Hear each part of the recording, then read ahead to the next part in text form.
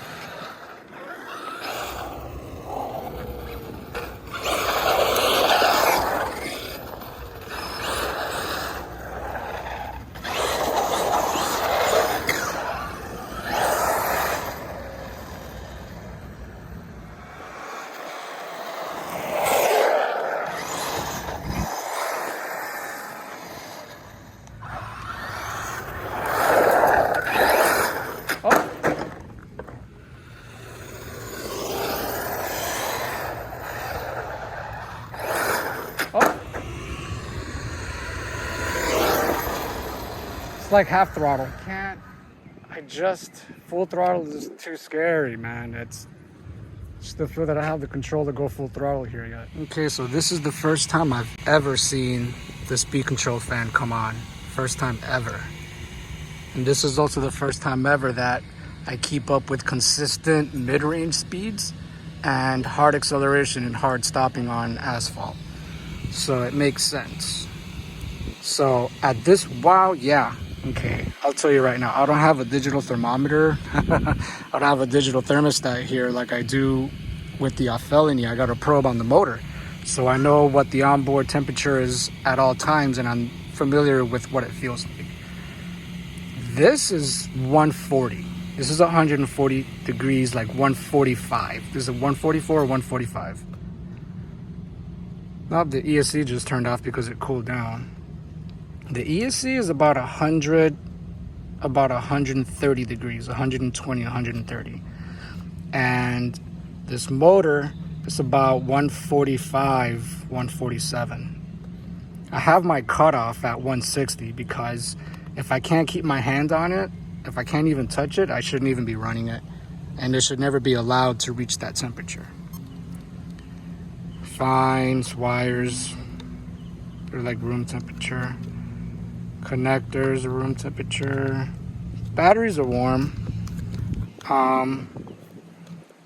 I've had this batteries are like 90 degrees, 98 degrees. They've been this warm before, but it's the constant stop and go that does it in hard acceleration and all the grip on the asphalt. So I go off-road with this. This handles better off-road because you can drift. You can drift off dirt, you can cut sharp corners and stuff, and you don't really flip, you know? And the stock tires that it comes with are pretty good. So jumping, doing the jumps and everything, that's where the fun is at with this. Running this on the street, I considered it when I got these tires. I thought that's, you know, obviously I don't want to use my off-road tires to go on-road.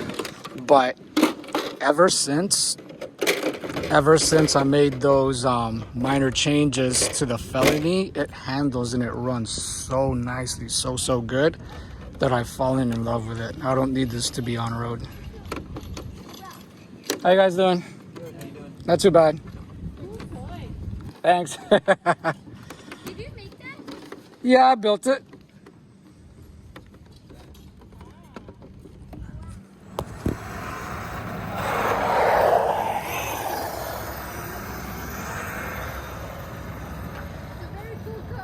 Thanks. That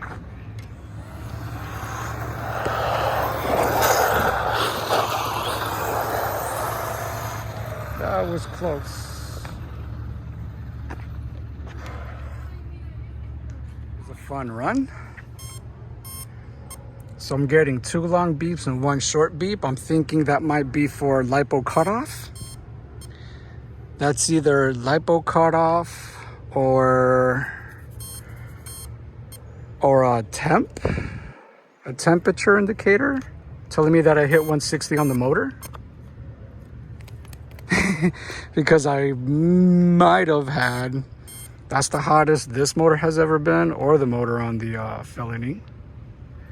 So I'm gonna show you guys what it's like where I live.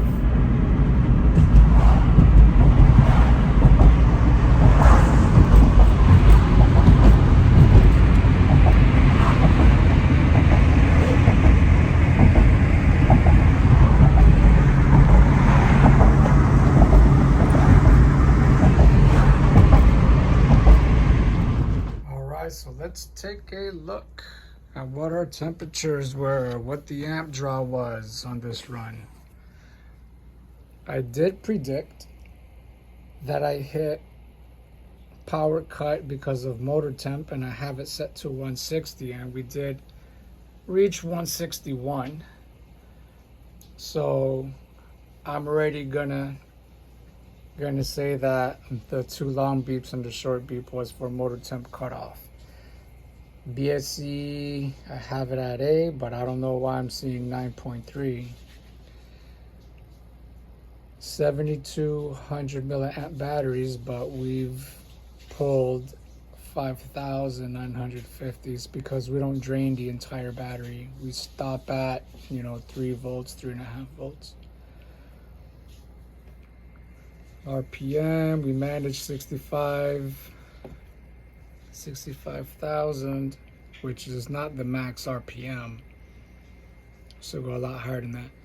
Temperatures for the speed control 126. I predicted that, and that's the first time I ever seen the fan come on.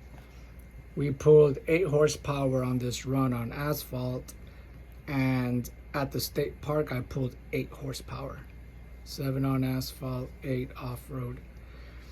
195 amps. I don't remember what I pulled at the state park, but I think it was like 230. I'm not sure. Ripple, 0.5 volt. That's not bad, right? Not even 0.5 volt. And we ended the run. What did we end it at? Let me see here.